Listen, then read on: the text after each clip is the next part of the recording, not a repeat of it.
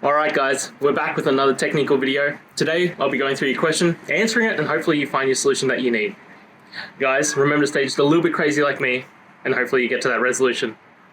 Now, let's continue on to the video.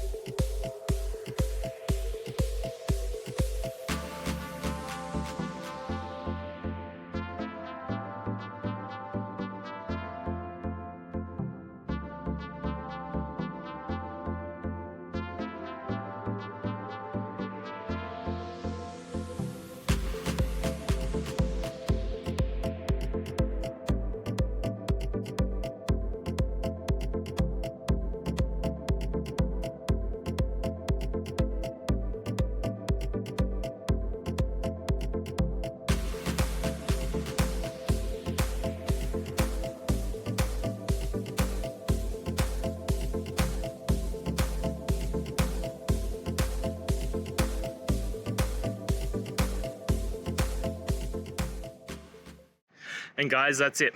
I hope this video has helped you and get you through to that resolution you needed. If it did, please, I'd appreciate it if you hit subscribe. Now, until the next time that you need technical help, I hope you have a good one. Cheers.